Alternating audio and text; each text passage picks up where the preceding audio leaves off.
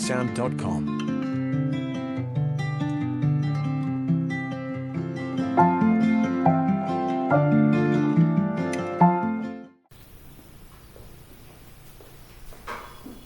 Baik, shalom Bapak Ibu Guru, Bapak Kepala Sekolah dan teman-teman guru yang saya kasihi. Kita akan memulai kegiatan sosialisasi budaya positif pada hari ini. Untuk itu, sebelum kita mulai kegiatan sosialisasi budaya positif, kita akan menyanyikan bersama lagu kebangsaan kita, yaitu Indonesia Raya. Untuk itu, saya mohon Bapak dan teman-teman guru silakan untuk bangkit berdiri.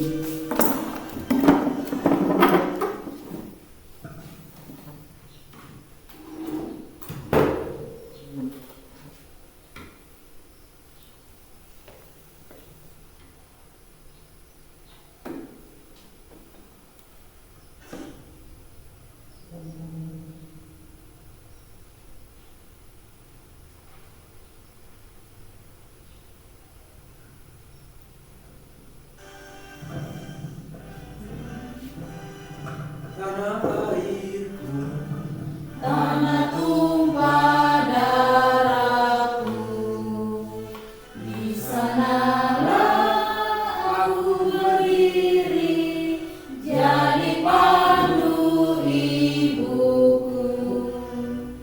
Indonesia kebangsaanku, bangsa dan tanah airku. Marilah kita bersatu, Indonesia bersatu. Hiduplah tanahku, hiduplah negeriku, bangsaku, rakyatku semuanya. Bangunlah jiwanya, bangunlah badannya, untuk Indonesia Raya. Indonesia Raya, merdeka, merdeka, tanahku, negeriku yang ku cinta. Indonesia Raya, merdeka, merdeka, hiduplah Indonesia Raya. Indonesia Raya, merdeka, merdeka, tanahku, negeriku yang ku cinta. Indonesia Raya, merdeka, merdeka, hiduplah Indonesia Raya. Terima kasih. Silakan duduk kembali.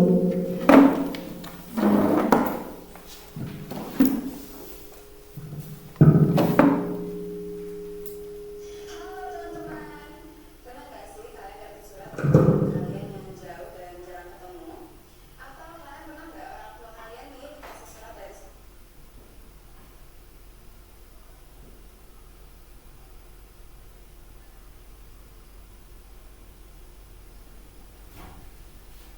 Ya, baik. Kita akan masuk dalam sosialisasi pada intinya ini. Pada sosialisasi kali ini saya akan menyebarkan pemahaman dan penerapan pengalaman budaya positif. Pemahaman dan penerapan budaya positif yang telah kami dapat selama pembelajaran modul 1.1 pada pembelajaran pendidikan calon guru penggerak selama kurang lebih 2 bulan ini. Nah, di sini tadi sudah saya jelaskan tentang agenda kita pada hari ini. Jadi agenda kita pada hari ini sudah berjalan sampai pada menyanyikan lagu Indonesia Raya. Sekarang kita masuk ke kesepakatan kelas.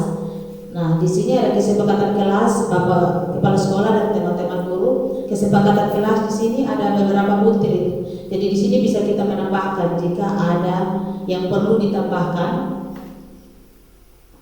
Kurang lebih di sini ada 6 butir kesepakatan kelas seperti yang sudah saya sampaikan. Dan misalkan ada yang mau ditambahkan, sampai silakan. Mungkin dari Bapak Kepala ada butir-butir yang mau ditambahkan dalam kesepakatan bersama kita selama jalannya sosialisasi hari ini.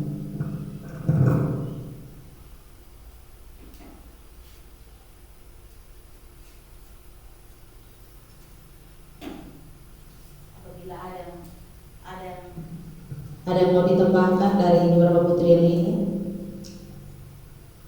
Jadi perlu diketahui bersama bahwa namanya kesepakatan bersama itu berarti ada lahirnya dari peserta yang ada pada kegiatan sosialisasi hari ini. Di sini saya membuat seperti ini supaya lebih mempersingkat waktu. Dari saya itu berpartisipasi penuh itu ditambah berpartisipasi penuh sampai selesai. Baik, terima kasih Bapak. Ada tambahan bahwa dalam selama kesepakatan kelas ini ditambahkan bahwa berpartisipasi penuh ini ditambahkan bahwa harus berpartisipasi penuh selama kegiatan sosialisasi ini berjalan sampai selesai. Jadi di sini peserta tidak diizinkan untuk meninggalkan ruangan sosialisasi selama terjadi kegiatan sosialisasi. Terima kasih Bapak Kepala Sekolah. Baik, jadi selanjutnya sebelum kita mulai pada kegiatan sosialisasi pada inti dan materinya, di sini ada ice breaking. Nah, ice breaking di sini nanti di sini kita agak melemaskan sedikit otot kaki, otot tangan, otot leher dan juga merefresh otak agar kita bisa mengikuti kegiatan sosialisasi hari ini dengan penuh semangat dan penuh gembira. Nah, sebelum kita ice breaking, saya mohon untuk bangkit berdiri kembali. Minta maaf, hari ini saya agak mengambil kendali untuk mengatur-ngatur ya. Bisa mengambil tempat dengan posisi yang agak luas supaya bisa bergerak. Jadi ice breakingnya di sini, nama gerakannya itu tiki-tiki bam-bam. Mungkin Bapak Ibu Guru sudah pernah dengar yang namanya tiki-tiki bam-bam. Kalau untuk anak-anak saya sudah ajarkan tiki-tiki bam-bam. Minta maaf Bapak Kepala Sekolah, hari ini kita akan bergoyang sedikit. Ya, kita akan bergoyang sedikit, goyang-goyang tiki-tiki bam-bam. Jadi saya mau jelaskan sedikit untuk gerakan tiki-tiki bam-bam ini. Kalau lagunya bilang tiki-tiki bam, ya ini tiki-tiki bam-bam dan bum-bum. Ya, di sini nanti kita sambil mendengar di sini.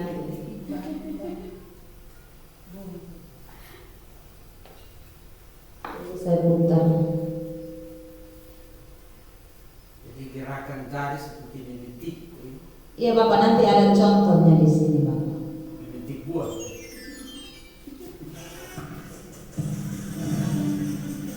Ya. Tiki-tiki bam-bam, tiki-tiki bum, tiki-tiki bam-bam, tiki-tiki bum, bam-bam bum, bam-bam bum, tiki-tiki bam-bam bum. Ya. Tiki-tiki bam-bam, tiki-tiki bum, bam-bam bum, bam-bam bum, tiki-tiki bam-bam bum. Lambai-lambai, tangan dilambai-lambai, digulung-gulung, tangan digulung-gulung, digoyang-goyang, tangan digoyang-goyang. Kalau mic yang satu itu, mic yang satu dikasih on untuk ke musik.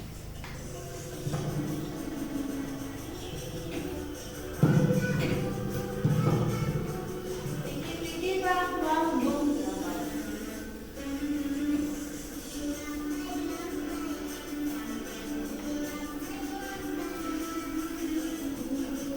Gulung, Tangan digulung, gulung-gulung.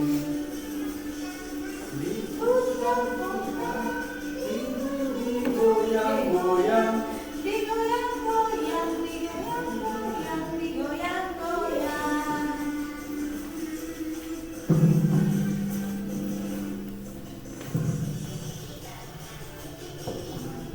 Lagi asik goyang jadi. Tiki-tiki bam-bam bum.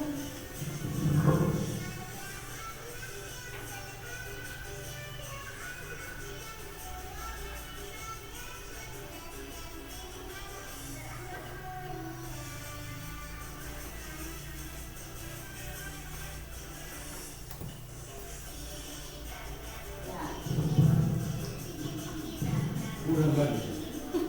Ya, biar semua otot pada regang-regang.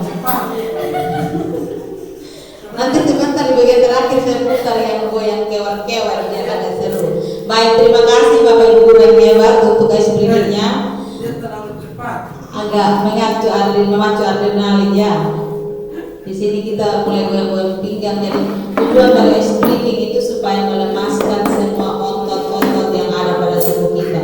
Nah, dari melemaskan otot-otot yang ada pada tubuh kita, di situ juga otak kita di refresh untuk bisa mengikuti kegiatan ini dengan penuh sukacita. Baik, kita akan masuk pada materi pada intinya Bapak Ibu guru. Di sini tujuan sosialisasi daripada budaya positif pada hari ini. Untuk tujuannya itu di sini yang pertama itu mengenalkan konsep paradigma pembelajaran mengenai stimulus respon Bapak Ibu, dan teori kontrol. Kemudian ada 3 teori motivasi perilaku manusia, ada juga motivasi internal dan eksternal, keyakinan kelas, hukuman, kebutuhan, ada 5 kebutuhan dasar manusia dan juga 5 posisi kontrol dan segitiga restitusi. Yang kedua, tujuan yang kedua itu menerapkan strategi disiplin positif dan memerdekakan siswa untuk menciptakan ekosistem sekolah yang aman dan berpihak pada siswa sesuai dengan kurikulum merdeka nanti. Tujuan yang ketiga itu menyusun langkah-langkah dan strategi aksi nyata yang efektif dan mewujudkan kolaborasi dengan seluruh kepentingan sekolah, dan yang terakhir itu bersikap kritis dan reflektif terhadap budaya di sekolah. Nah, di sini Bapak Kepala Sekolah dan Ibu guru yang hebat dan luar biasa, menurut Ki Hajar Dewantara. Jadi Ki Hajar Dewantara itu bapak pendidikan kita. Beliau adalah pencetus pertama dari pendidikan. Sedikit informasi bahwa beliau ini dia yang membuka dan berjuang untuk membuka pendidikan pertama di masa penjajahan dulu. Jadi di sini menurut Ki Hajar Dewantara bahwa pendidikan itu adalah menuntun segala kodrat yang ada pada anak-anak agar mereka dapat mencapai keselamatan yang setinggi-tingginya, baik itu sebagai manusia maupun sebagai anggota masyarakat nanti. Oleh sebab itu pendidikan itu hanya dapat menuntun tubuh dan hidupnya kekuatan kodrat yang ada pada anak-anak agar dapat memperbaiki lakunya, bukan dasarnya atau hidup tubuhnya kekuatan kodrat anak. Baik, jadi yang dimaksud dengan kekuatan kodrat di sini kodrat alam atau karakter dasar dari siswa yang dibawa sejak lahir. Karakter dasar dari siswa yang dibawa sejak lahir. Jadi di sini perlu kita ketahui Bapak Ibu yang hebat bahwa setiap siswa itu dia memiliki karakter yang berbeda-beda. Jadi kita tidak bisa memaksakan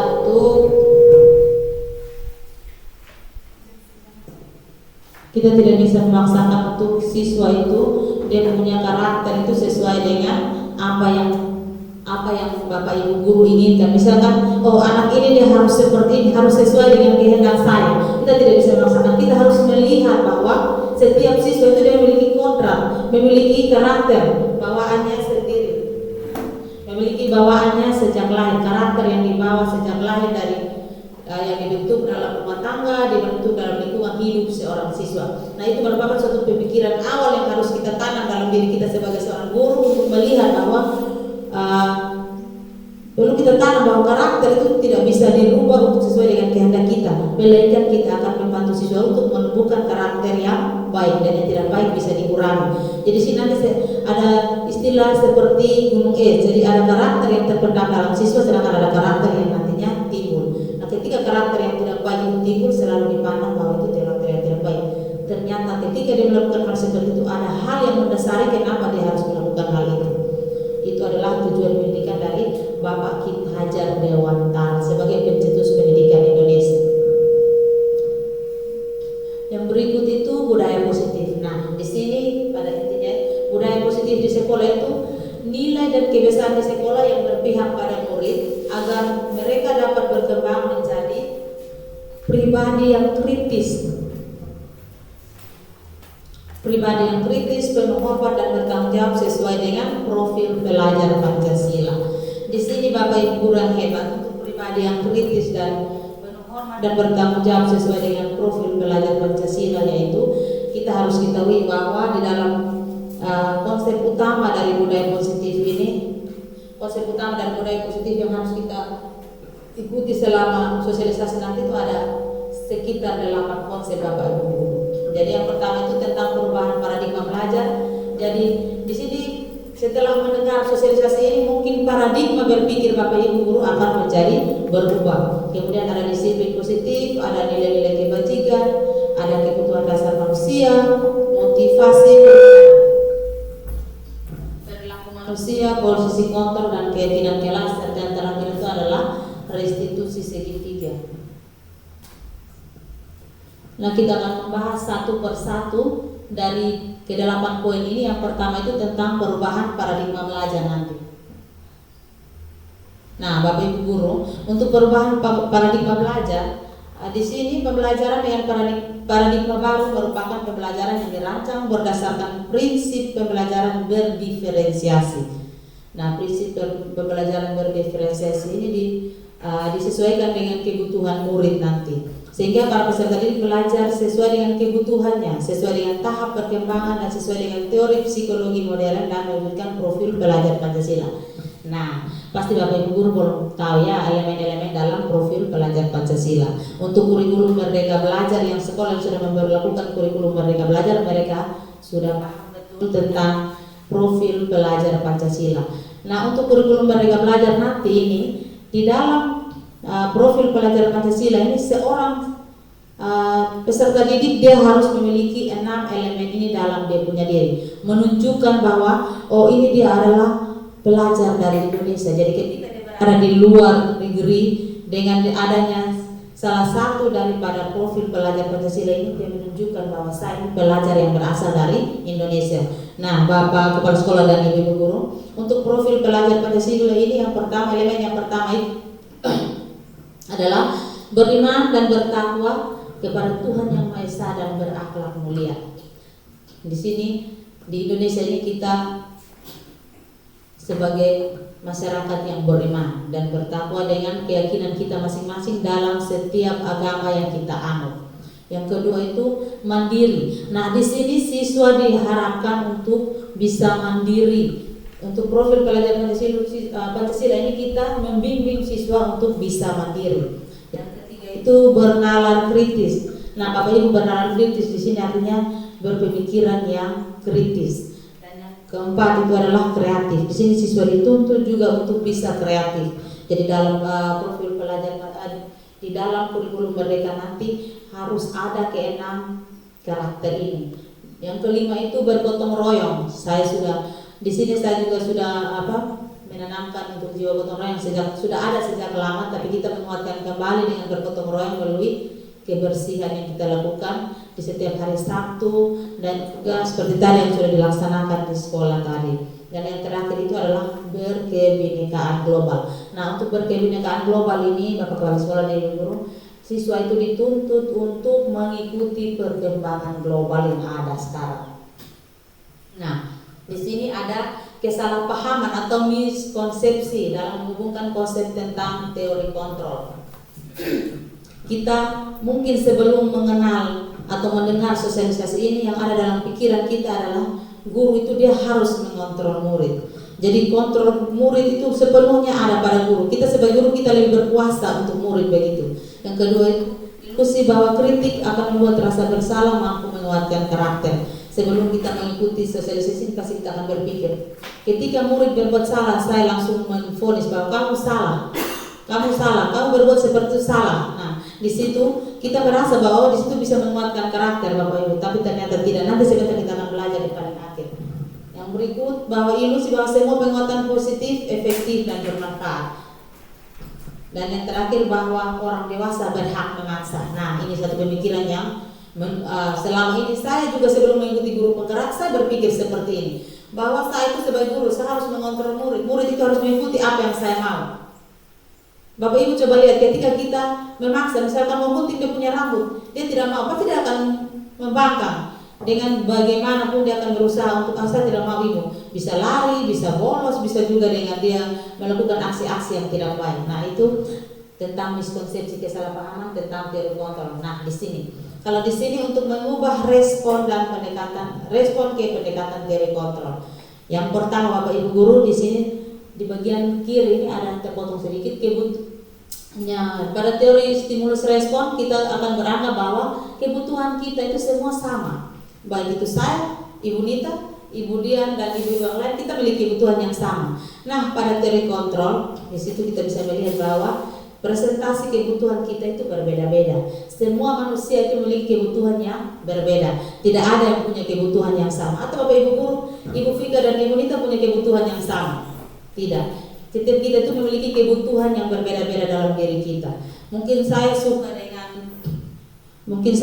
make up, tapi Ibu Vika mungkin orangnya dia tidak suka make up. Nah, itu merupakan salah satu contoh dari kebutuhan. Yang kedua itu melihat, setiap orang melihat hal yang sama. Nah, kalau untuk pada teori kontrol, setiap orang memiliki gambaran yang berbeda. Jadi misalkan saya melihat Ibu Nita dengan gambaran saya tentang Ibu Nita itu orangnya seperti ini. Tapi dengan pandangannya Ibu Asri ke Ibu Nita, oh tidak, Ibu Nita itu dia tidak sama seperti itu. Mungkin saya bilang Ibu Nita ini dia orang seperti ini. Tiap pandangan kita terhadap orang itu berbeda-beda. Yang berikut itu mengubah orang agar berpandangan sama dengan kita. Nah, pada stimulus respon kita akan berusaha untuk mengubah. Oh, saya punya pendapat begini, berarti Ibu Guru di sekolah harus ikut saya punya mau. Nah, sedangkan pada teori kontrol itu dia bilang semua kita berusaha untuk memahami pandangan orang, ya itu pandangan orang dunia secara dunia. Jadi di situ kita akan melihat bahwa setiap pandangan orang itu berbeda-beda. Saya tidak bisa memaksakan kehendak saya bahwa Ibu harus ikut saya mau, tidak. Anak sekolah siswa harus ikut saya mau, dalam kelas harus begini-begini tanpa kita memperhatikan kebutuhan belajar siswa. Yang berikut itu ada dilihat dari sudut. Di sini struktur itu bisa dilihat dari suatu kesalahan.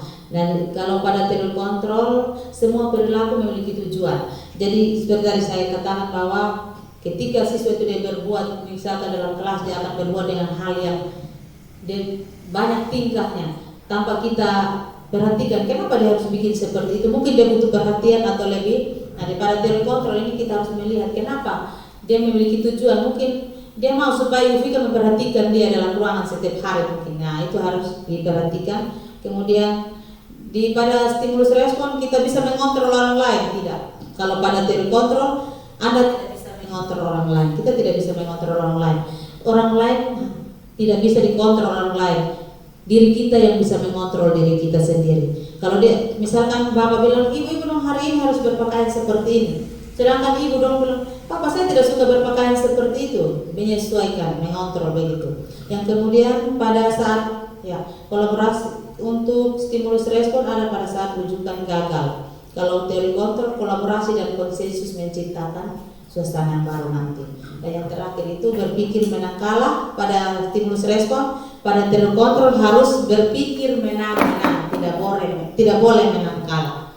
Nah, di sini Bapak Ibu Guru disiplin positif. Untuk disiplin positif di sini berasal dari kata disiplin. Itu mengacu pada disiplin diri yang memiliki tanggung jawab terhadap apa yang dilakukan berdasarkan nilai-nilai yang diyakini. Disiplin positif itu merupakan salah satu cara penerapan disiplin yang bertujuan untuk menumbuhkan kesadaran serta menaikkan peserta didik tanpa imbalan. Ingat, tanpa imbalan, penghargaan atau reward dan ancaman atau hukuman. Jadi untuk menegakkan disiplin positif ini, mungkin selama kita bilang kamu harus belajar, kamu dapat nilai 100, Ibu kasih kamu baju. Nah, Ibu kasih kamu uang nanti. Nah, itu tuh di sini nanti kita akan belajar tentang bagaimana apakah penghargaan itu dia akan bernilai positif atau bernilai negatif untuk anak tersebut. Nah, kemudian sebagai pendidik tujuan kita adalah menciptakan peserta didik yang memiliki disiplin diri sehingga mereka berperilaku mengacu pada nilai-nilai kebajikan universal. Nah, nilai-nilai kebajikan universal ini ada beberapa nilai. Itu diantaranya keadilan, keselamatan, tanggung jawab, kejujuran, rasa syukur, dan lurus hati. Artinya tidak neko-neko, dia harus bersifat jujur, berprinsip, integritas, dan kasih sayang. Ingat Bapak Ibu Guru, di sini ada kasih sayang, rajin, berkomitmen, percaya diri, kesabaran, keamanan, dan memiliki motivasi intrinsik dalam perubahan perilaku ke arah yang lebih baik. Untuk mengubah seseorang dia harus ada motivasi dalam diri. Kalau misalkan saya bilang kamu tidak boleh seperti ini, tapi tidak ada kemauan dalam diri untuk melakukan, tiap hari kita omong-omong tidak akan pernah terjadi perubahan dalam diri. Jadi motivasi intrinsik itu sangat perlu. Nah, di sini Bapak Kepala Sekolah dan Ibu guru yang hebat, di sini ada nilai-nilai kebajikan. Nah, nilai kebajikan ini adalah sifat positif manusia merupakan tujuan mulia yang ingin dicapai setiap individu. Jadi setiap individu itu memiliki sifat-sifat positif. Di sini menurut Dr. William Glasser dan teori kontrol pada tahun 1984, di situ ada contoh nilai-nilai kebajikan universal dari institusi atau organisasi. Jadi ini kita bisa ambil dan kita bisa terapkan di sekolah kita masing-masing. Di sini untuk profil pelajar Pancasila tadi saya sudah jelaskan ada 6 elemen profil pelajar Pancasila. Yang pertama itu beriman dan bertakwa, yang kedua itu harus mandiri, bernalar kritis, berkebinekaan global, bergotong royong dan kreatif. Nah, di sini ada juga nilai-nilai kebajikan dari lembaga. Di situ ada Ibu Primary Pers Program atau PEP tentang toleransi, rasa hormat, integritas, mandiri, menghargai, antusias, empati, keingintahuan, kreativitas, kerjasama, percaya diri dan komitmen. Nah, ada juga yang terakhir keterampilan hidup atau life skills, bahasa gaulnya. Kalau saya salah. Jadi di situ dapat dipercaya, lurus hati atau jujur, pendengar yang aktif, tidak merendahkan orang lain dan memberikan yang terbaik dari diri. Nah, di sini kita masuk pada kebutuhan dasar. Setiap kita manusia punya kebutuhan dasar. Tadi saya sudah bilang bahwa kebutuhan setiap orang itu berbeda-beda.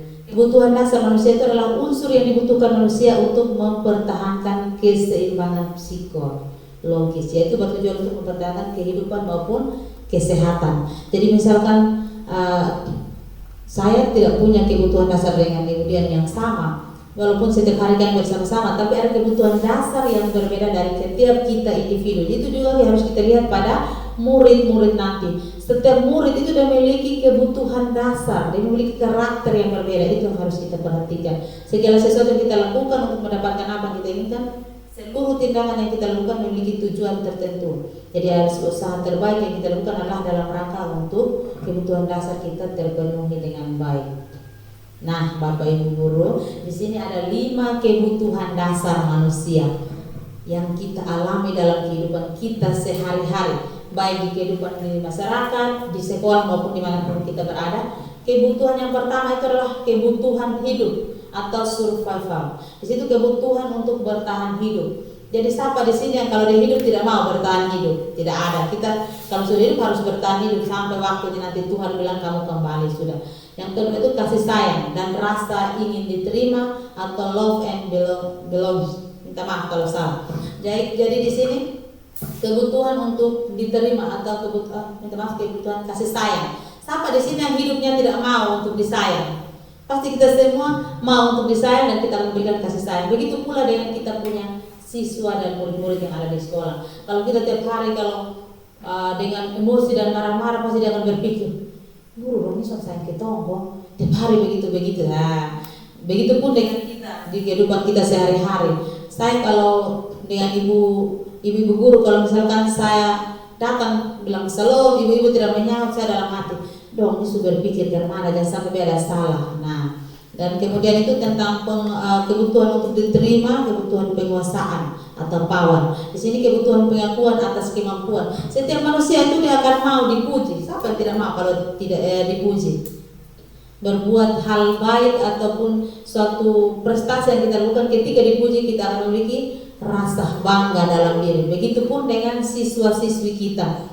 Walaupun hal kecil, sekecil apapun yang dilakukan, coba berikan apresiasi yang luar biasa. Di situ dia punya motivasi dalam diri akan semakin tumbuh. Jadi jangan kalau dia salah dan pujian itu bisa untuk dia melakukan kesalahan ataupun melakukan hal baik. Jadi ketika dia melakukan kesalahan, kita bisa bikin pujian dengan kata-kata yang bukan mematikan dia punya motivasi dalam diri. Kamu salah, kamu keluar sana. Ibu tidak mau kamu. Nah, itu merupakan hal yang mematikan karakter. Kita langsung membunuh karakter siswa tersebut. Dia akan merasa terkucil, dia tidak akan mau lagi untuk, dan dia akan merasa bahwa saya dikucilkan dari teman-teman saya tidak, ibu ini lebih sayang ini. Nah, dan yang berikut itu tentang kebebasan. Keempat itu tentang kebebasan, kebutuhan akan pilihan. Setiap kita memiliki kebebasan pilihan. Jadi seperti tadi saya katakan bahwa kebutuhan belajar siswa kita itu berbeda-beda. Ada yang dia bisa melihat, dia bisa mengerti dengan cara melihat, ada yang dia bisa mengerti dengan cara mendengar, dan ada yang dia harus kita lakukan melalui gerakan-gerakan baru dia bisa mengerti. Jadi di situ kita harus melihat juga bahwa kebebasan dia untuk memilih cara dia memahami materi yang kita sampaikan. Yang berikut kesenangan, kebutuhan untuk merasa senang. Seperti tadi saya katakan bahwa siapa yang tidak mau senang, hidupnya tiap hari murung susah, tidak ada toh. Kalau kita datang dengan muka yang murung-murung, pasti bilang, ibu ini hari kurang semangat, iya. Tapi kalau datang dengan muka yang berseri-seri, bilang, wih ibu asli hari muka berseri lah, itu pasti karena dari hatinya itu gembira. Jadi kalau kita memiliki kebahagiaan yang terpancar dari hati ketika kita datang ke sekolah, pasti ke siswa-siswa juga kita mengajar dengan penuh sukacita. Nah di situ bisa tersampaikan dengan baik materi yang kita ajarkan. Kalau tidak ada sukacita dalam kita sendiri, ibu-ibu guru, siswa jangan korek salah dengan teman di sebelah. Nanti kita pergi ini kepala bunyi memang. Nanti kita belajar untuk memanage kita punya emosional nanti. Berikut ada 3 motivasi perilaku manusia. Di sini 3 motivasi perilaku manusia menurut Diana Gosen dalam bukunya.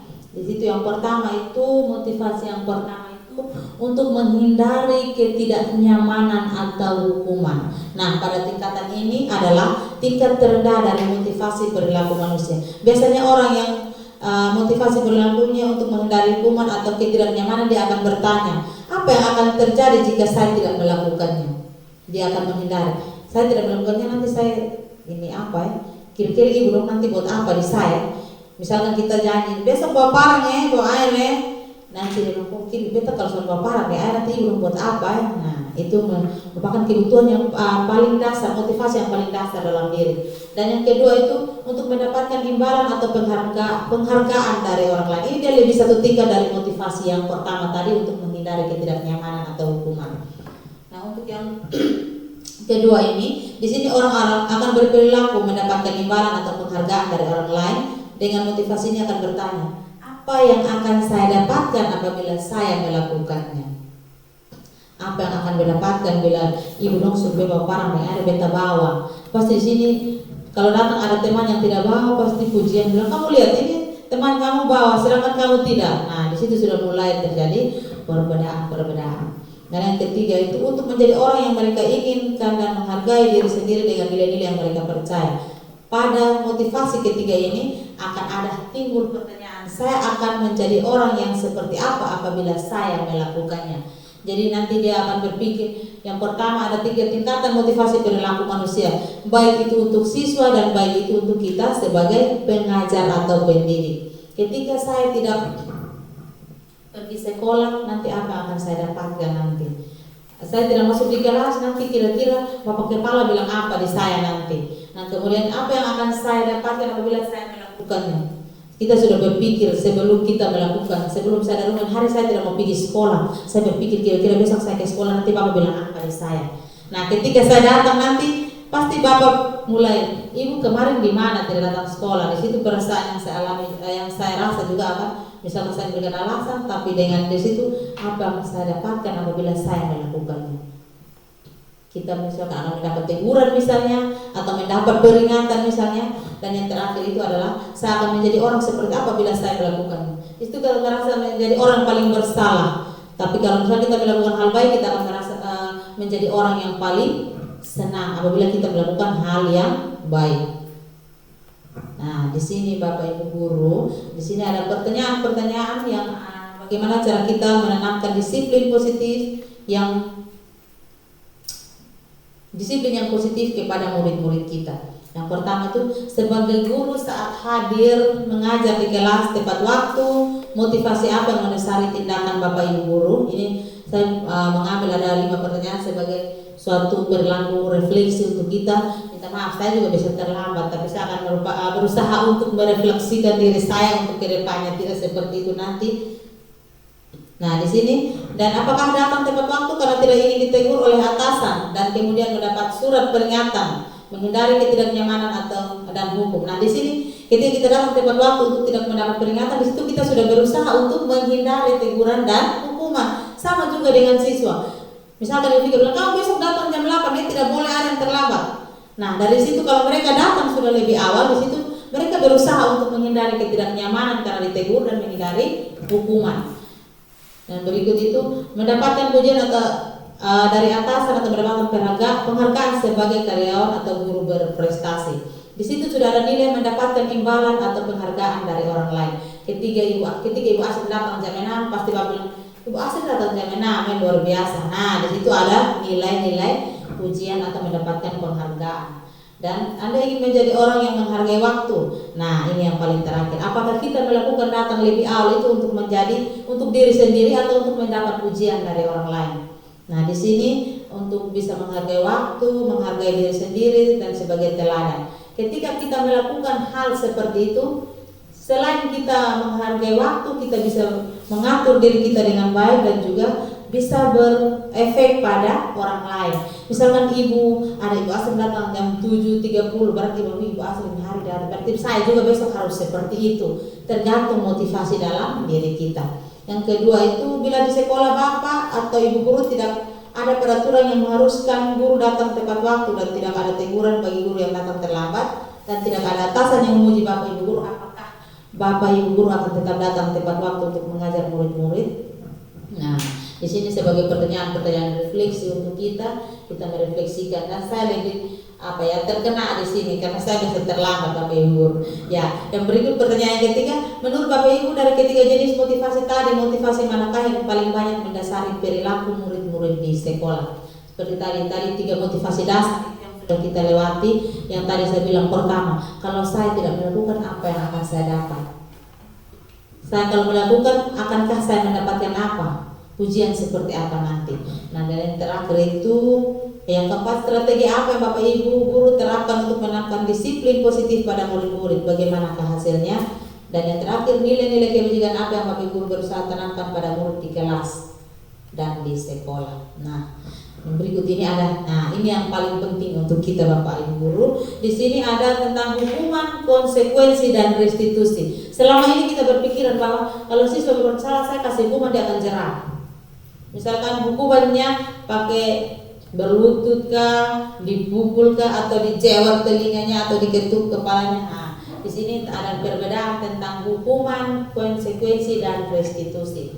Untuk hukuman, pada hukuman ini dibedakan menjadi 5 bagian. Pertama itu, kalau untuk hukuman, sesuatu yang menyakitkan akan terjadi. Kalau kita beri hukuman pasti otomatis dengan kontak fisik. Misalkan ditampar atau dipukul 1 kali di betis, kemudian murid akan tersakiti.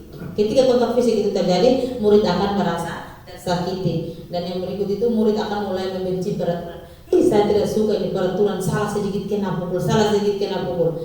Dan yang keempat bersifat satu arah. Itu satu arah datangnya hanya dari kita sebagai pendidik. Dan yang terakhir dapat berupa hukuman fisik maupun psikis. Nah, di sini walaupun hanya kata-kata yang kasar saja, ada siswa atau murid yang tidak suka dengan kata kasar.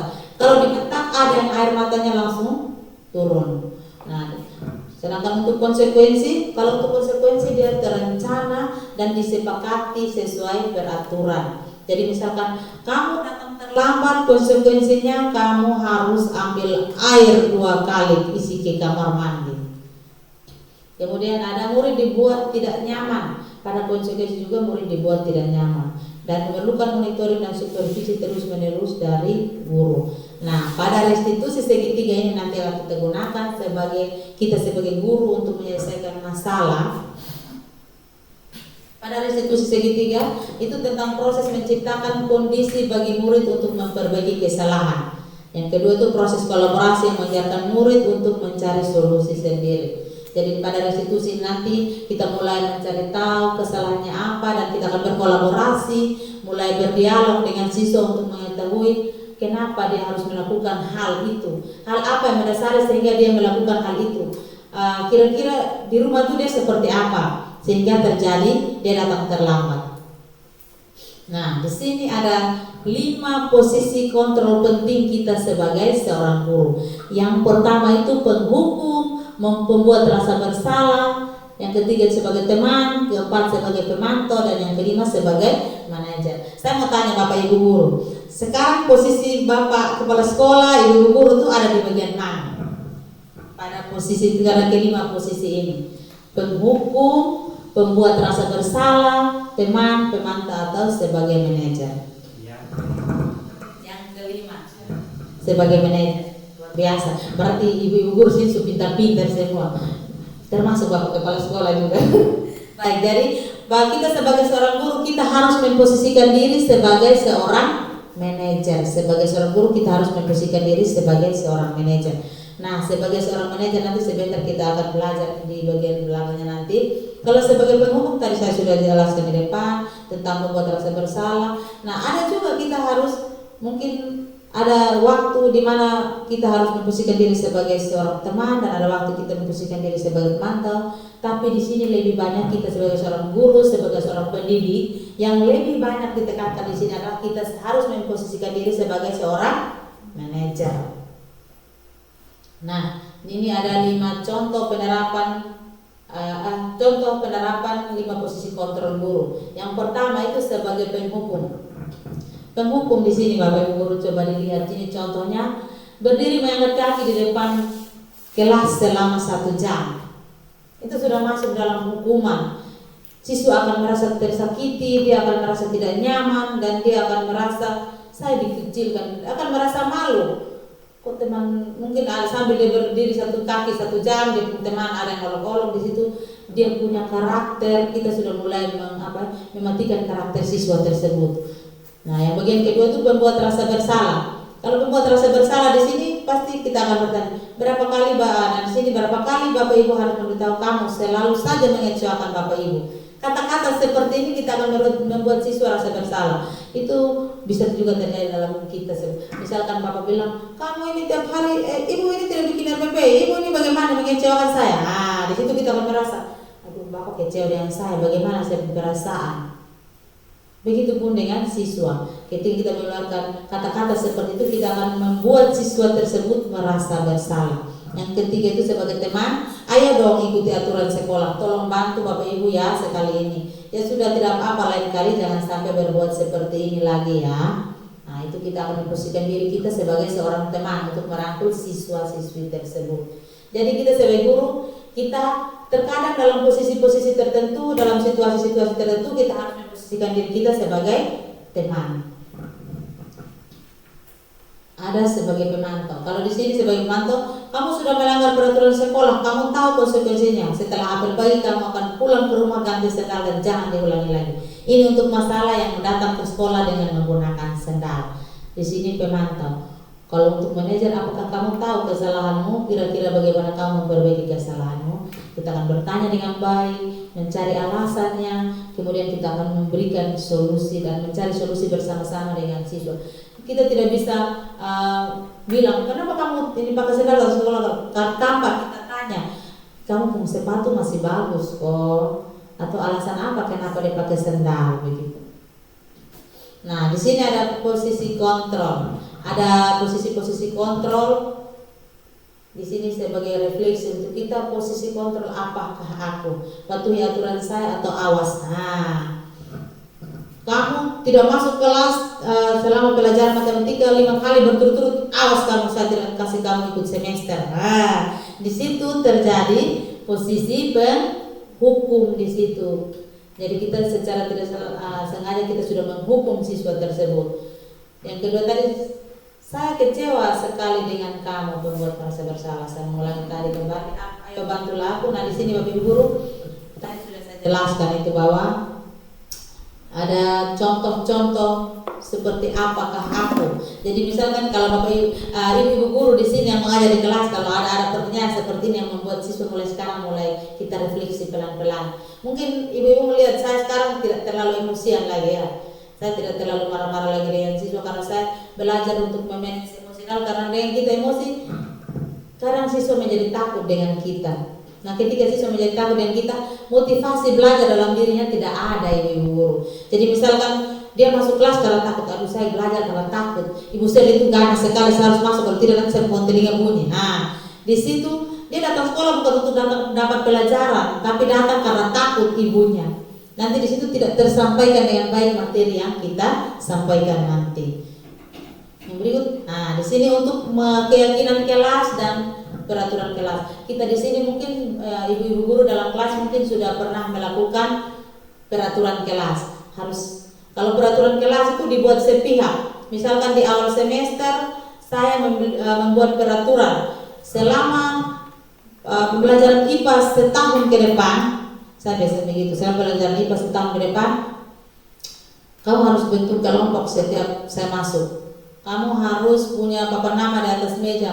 Kamu harus tidak boleh apa berturut-turut 3 kali. Itu merupakan peraturan kelas yang dibuat oleh satu pihak, guru yang membuat. Tapi kalau keyakinan kelas itu dibuat bersama-sama, guru dengan siswa bersama-sama membuat keyakinan kelas untuk dipatuhi selama 1 tahun. Jadi lahirnya itu dari pendapat siswa dan juga pendapat guru. Untuk sementara keyakinan kelas untuk kelas 7 dan kelas 8 itu saya sudah mencoba dan kita sudah membuat keyakinan kelas, dan itu akan kita laksanakan nanti kalau misalkan mereka naik kelas dari kelas 8 ke kelas 9 dan kelas 7 ke kelas 8. Mengapa harus keyakinan kelas? Mengapa bukan peraturan kelas saja?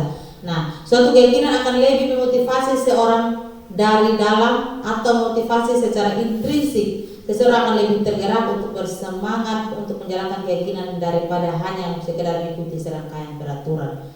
Jadi dari keyakinan kelas kan dibuat bersama-sama, dengan begitu dia akan termotivasi. Kita yang buat, tapi kita harus melakukan. Kalau peraturan sudah ibu yang buat, nanti kita langgar, ibu hukum habis. Mengapa kita memiliki peraturan tentang penggunaan? Di sini ada pertanyaan refleksi. Mengapa harus memiliki peraturan tentang penggunaan helm atau saat mengendarai kendaraan roda 2? Nah, di sini kemungkinan jawaban yang ada adalah untuk menjaga keselamatan. Sama juga dengan yang pertanyaan yang kedua, mengapa harus menggunakan masker dan mencuci tangan? Nah, untuk mendukung motivasi intrinsik kembali ke nilai-nilai keyakinan, lebih menggerakkan seorang dibandingkan mengikuti serangkaian peraturan. Jadi kalau keyakinan itu dibuat dengan keinginan kita bersama. Jadi misalkan siswa-siswa ingin kita harus datang dengan pakaian itu harus rapi, tidak boleh gantung baju. Nanti ketika ada punya teman, kalau sebuah keyakinan kelas, kalau ada teman yang datang dengan baju masih gantung di luar, kamu baca tidak itu ada keyakinan kelas, sisip dulu baru masuk ke ruangan. Itu salah satu contoh. Pembentukan keyakinan kelas ini tadi saya sudah singgung sedikit bahwa bersifat lebih abstrak daripada peraturan yang lebih rinci. Keyakinan itu bersifat pernyataan universal. Masih ingat pernyataan universal tadi itu tentang tanggung jawab, tentang lurus hati, tentang komitmen dan lain sebagainya. Nah, di sini keyakinannya tidak terlalu banyak sehingga mudah diingat. Keyakinan kelas itu kita bisa buat 5 butir atau 10 butir misalkan. Kalau 10 terlalu banyak, 6, 7. Misalkan keyakinan kelas itu yang pertama saya kasih contoh, kalau untuk kelas 7 punya itu keyakinan kelas itu harus belajar dengan keadaan kelas dengan ruangan dalam keadaan bersih. Jadi kalau ruangan tidak bersih, di situ kalau ruangan tidak bersih kita tidak akan merasa nyaman untuk mengikuti pelajaran. Masa guru mengajar di depan ada kertas banyak-banyak. Nah, itu kan lahirnya dari keinginan bersama yang dibuat oleh guru dan siswa. Yang berikut itu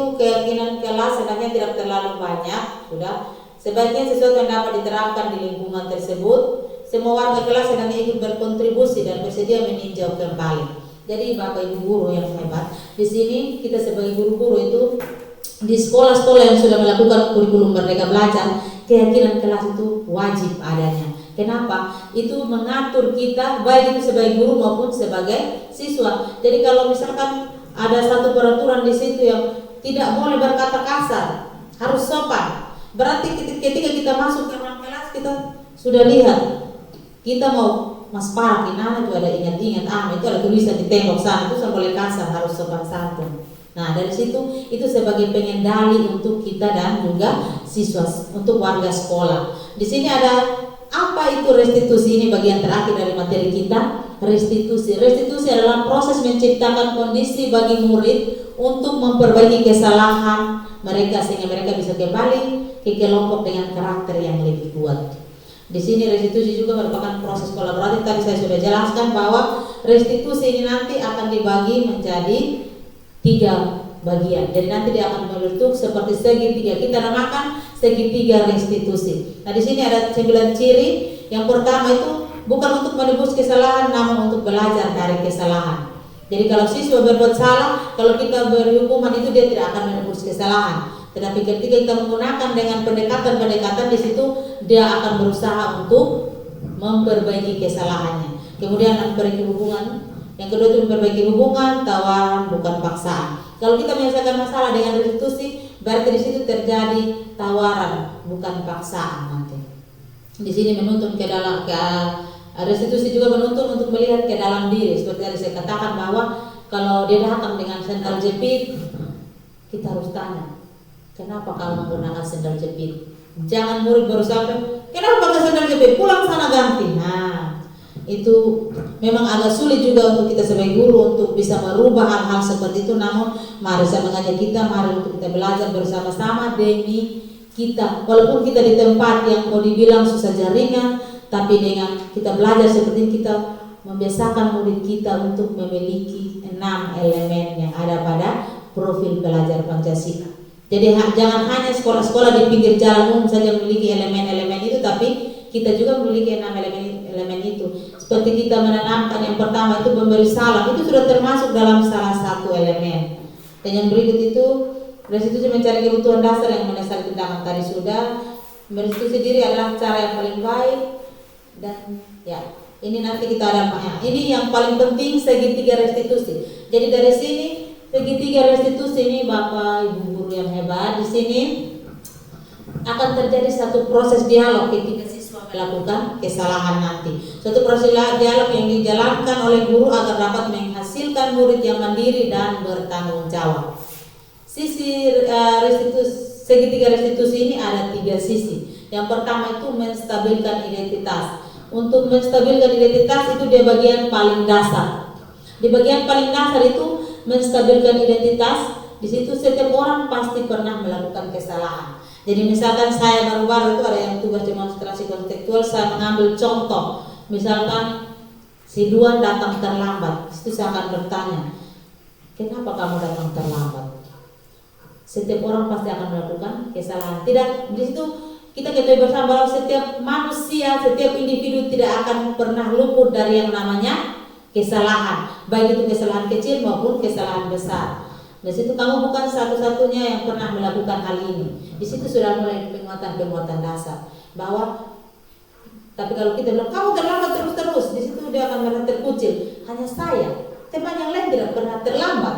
Nah, sedangkan punya pemikiran dasar bahwa setiap manusia itu memiliki kesalahan. Tidak ada manusia yang luput dari kesalahan. Yang kedua itu ada validasi tindakan yang salah. Pada validasi tindakan yang salah di situ juga ada pertanyaan-pertanyaan yang akan mendukung sebagai suatu pertanyaan refleksi. Kamu tentu punya alasan mengapa melakukan hal itu. Dia terlambat karena apa coba? Kita harus melihat dia terlambat karena mungkin bangun pagi masih bantu mama, atau masih pergi potong daun kah, atau masih pergi pikul air. Nah, di situ nanti adakah cara yang lebih efektif untuk mendapatkan apa yang kamu butuhkan. Nah, saya pernah mendengar kapan hari Bapak Pak Kepala Sekolah pas sebelum mau semester Bapak bilang, yang laki-laki yang potong daun itu usahakan nanti sore potong memang supaya besoknya tinggal ambil dan buang kasih sapi saja. Nah, di sini ada satu teman satu dari Alfoan, dia kenapa dia lulus guru penggerak, karena dia punya satu gebrakan baru seperti itu. Karena di sana itu bilang daerah hewan, jadi karena tiap hari anak-anak terlambat terus dia bilang dia pergi ke rumah dan keluar rumah masuk dan dia kasih sosialisasi ke orang tua, dan juga di sekolah juga dia beritahukan ke anak-anak bahwa supaya jangan terlambat masuk sekolah, tolong sore-sore potong memang daun. Simpan di situ, pagi-pagi mau bangun terlambat tinggal dibuang sah. Sampai perlu ambil dipotong Pak lagi di hutan sana jadi lama. Nah, di sini sudah termasuk dalam validasi kebutuhan. Dan yang terakhir itu adalah menanyakan keyakinan. Nah, kalau menanyakan keyakinan kita belum bikin keyakinan kelas, kita mau menanyakan keyakinan apa? Jadi di sini kita akan kembali ke keyakinan bahwa nilai-nilai keyakinan apa yang nanti di sini kamu tahu keyakinan kelas yang sudah kita buat nanti misalkan. Jadi misalkan di situ tidak boleh terlambat masuk kelas tidak boleh terlambat masuk kelas. Nah, di situ akan ada keyakinan seperti itu, mulai kita bertanya, kamu tahu keyakinan kelas kita? Pasti dengan sendirinya murid tersebut akan menjawab, iya saya tahu. Dan itu juga menjadi suatu, kita akan membentuk kembali untuk dia merefleksikan diri. Nah dari situ keyakinan kelas apa yang harus kamu perbaiki. Misalkan harus datang tepat waktu, tidak boleh terlambat. Nilai-nilai yang telah kamu, di situ akan timbul nilai-nilai yang sudah kita sepakati bersama untuk dilakukan. Nah, Bapak Ibu Guru, ini adalah penghujung materi sosialisasi kita pada hari ini, dan saya rasa mungkin Bapak kepala sekolah, Ibu Guru mulai jenuh kok. Kalau jenuh, nah kita lompat-lompat sedikit dulu. Ya. Baik, kalau begitu saya ada suatu permainan di sini. Saya mohon untuk kita berdiri.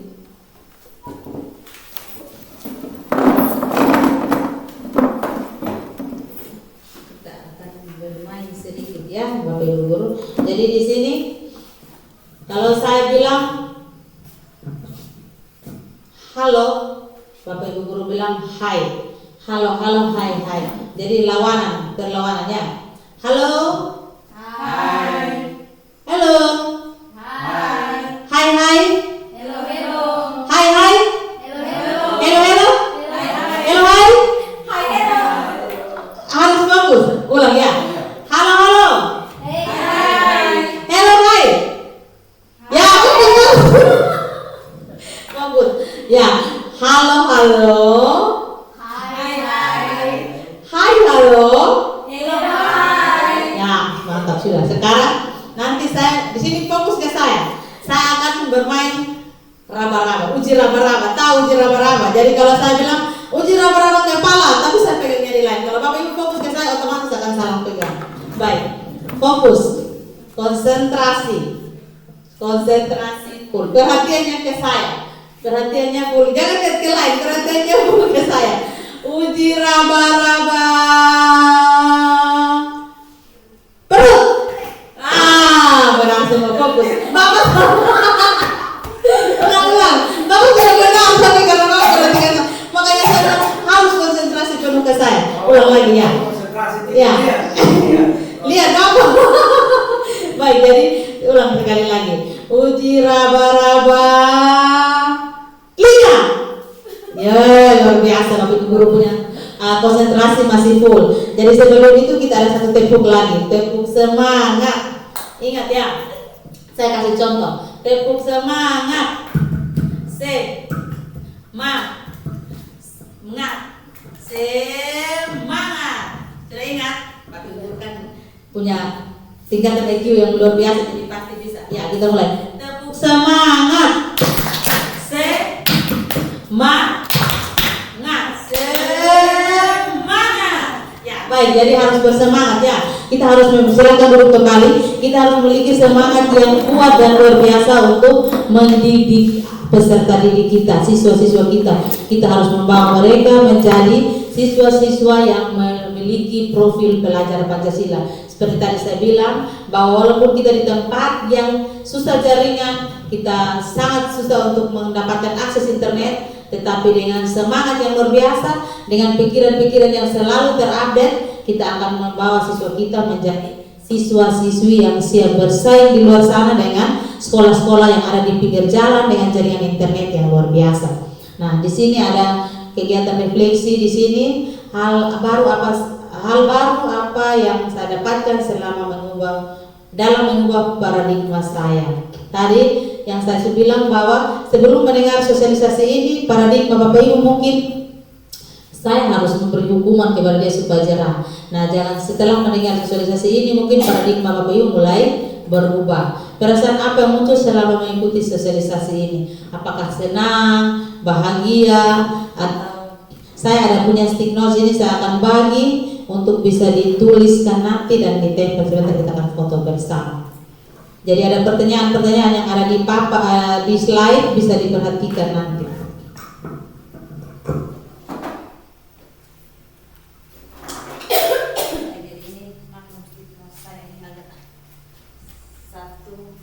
Jadi ada pertanyaan-pertanyaan itu bisa dijawab nanti sesuai dengan pemahaman Bapak Kepala Sekolah dan Ibu Guru yang dipaham dari pertanyaan-pertanyaan itu. Ya, baik, jadi tidak boleh tulis nama.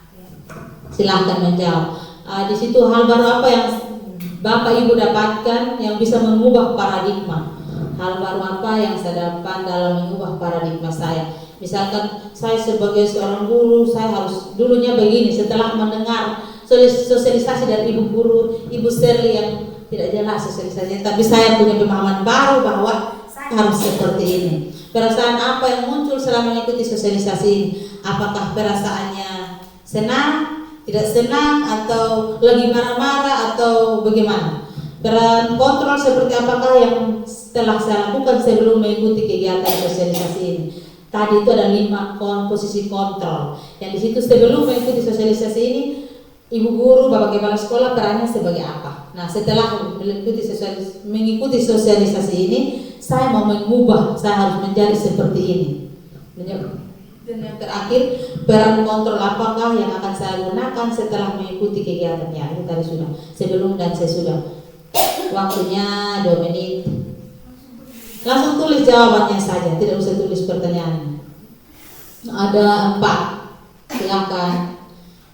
Menulis dengan sukacita tanpa ada paksaan dan tekanan.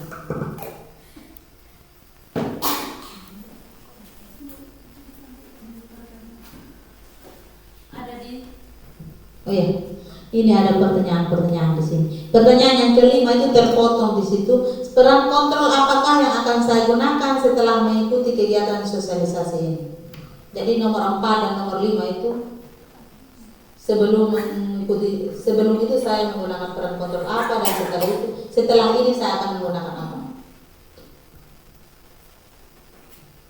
Kalau sudah, silahkan ditempel di papan nanti. Ada 4 pertanyaan Bapak. Hal baru apa yang saya dapatkan dalam mengubah paradigma saya?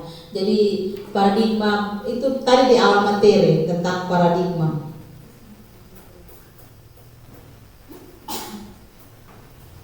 Nah, tentang paradigma, di sini paradigma berpikir yang selama ini kita lakukan. Misalkan saya sebagai seorang guru, saya harus begini.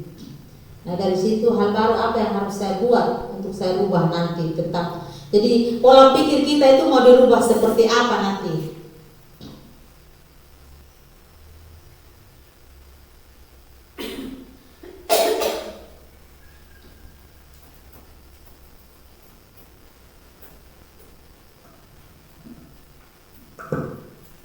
Sebagai suatu refleksi kegiatan kita pada hari ini,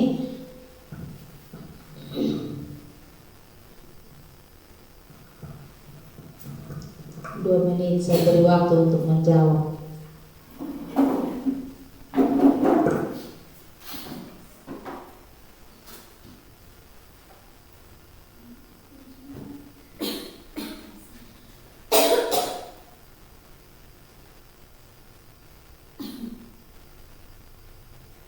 Perasaan ini menyangkut senang, suka. Ya, perasaan apa yang muncul selama mengikuti kegiatan sosialisasi? Jadi perasaannya senang kok, sedih kok, atau bagaimana?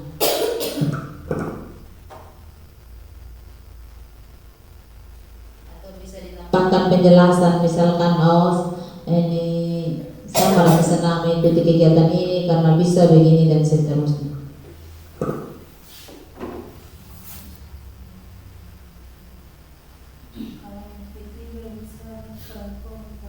Peran kontrol apakah yang telah saya lakukan sebelum mengikuti kegiatan sosialisasi? Ini berkaitan dengan tadi 5 peran posisi kontrol sebagai seorang guru. Pada 5 sebelum mengikuti sosialisasi ini, mungkin saya sebagai penghukum atau sebagai pembuat rasa bersalah, maka ke depan saya harus seperti apa, menjadi posisi yang mana? Sudah? Kalau sudah, silakan ditempel nanti di bawah slide itu. Tanpa apa ya, agar jangan membuang waktu, silakan nanti ditempel nanti. Yang keempat itu sebelum, dan yang kelima itu yang ketiga itu sebelum, dan yang keempat itu sesudah. Jadi misalkan sebelumnya saya sebagai seorang penghukum, saya sebagai seorang pembuat merasa bersalah. Jadi kalau siswa datang, kamu salah, terlambat terus, depan terlambat terus. Nah, maka saya harus merubahnya dengan cara seperti apa? Jadi semua kembali ke pribadi.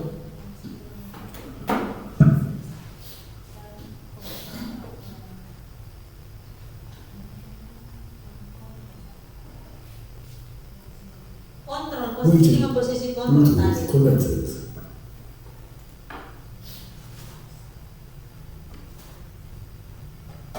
Coba Ibu tampilkan kembali karena kami sudah lupa untuk kontrol. 5 posisi kontrol itu ada yang pertama sebagai penghukum, pembuat rasa bersalah, sebagai teman, sebagai pemantau, dan sebagai manajer.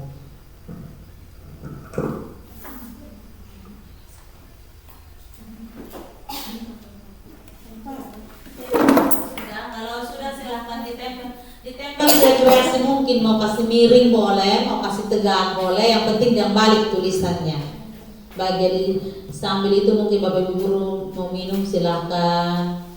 Ya, mau ditempel dengan gaya seperti apa terserah Bapak Ibu guru.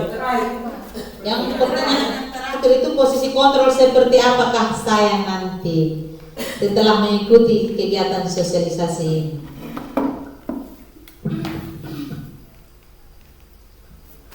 Ya, sudah ada 2 jawaban.